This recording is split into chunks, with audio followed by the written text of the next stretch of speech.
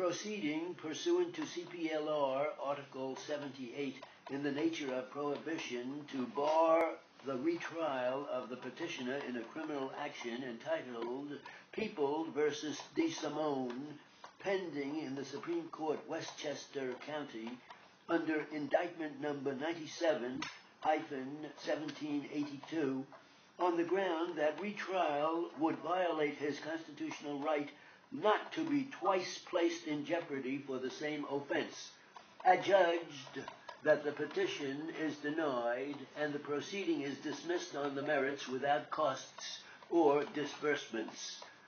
The petitioner failed to demonstrate a clear legal right to the extraordinary remedy of prohibition based on his contention that retrying him on Westchester County indictment number 97-1782 would violate his constitutional right not to be twice placed in jeopardy for the same offense.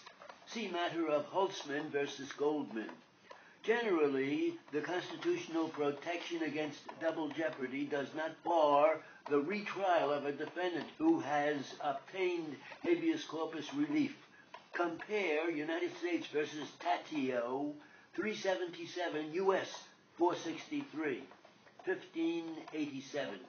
As relevant to the instant matter, an exception to the general rule exists where habeas corpus relief was obtained on the ground that the evidence was legally insufficient.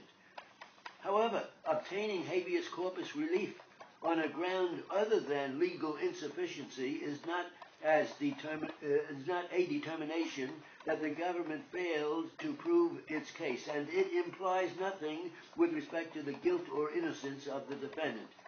Burks versus United States, 437 U.S. 115. Here, after the first trial, the petitioner was acquitted of intentional murder and convicted of depraved indifference murder.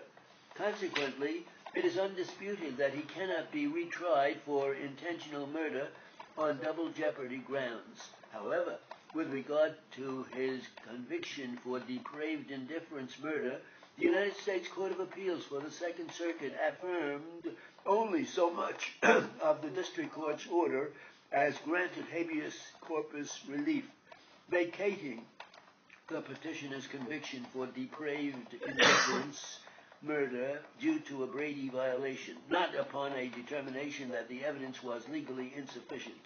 Although the district court also barred retrial on double jeopardy grounds, the United States Court of Appeals for the Second Circuit vacated that portion of the district court's order.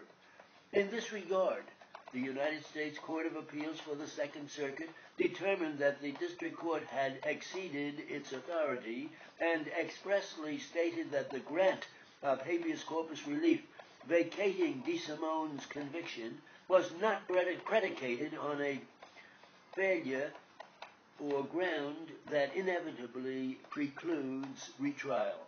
It was grounded on the state's failure to turn over exculpatory evidence in violation of Brady. A Brady violation is remediable upon a future trial. Therefore, the retrial of the petitioner for depraved indifference murder would not violate the constitutional prohibition against double jeopardy.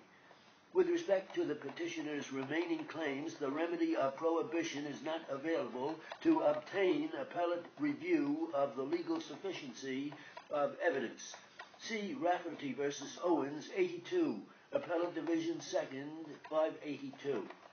In the event he is convinced after a second time and trial, the petitioner has an adequate remedy at law, since he can raise on direct appeal the issue of the sufficiency of the evidence. See Rafferty versus Owens, 82, New York 2nd, 30.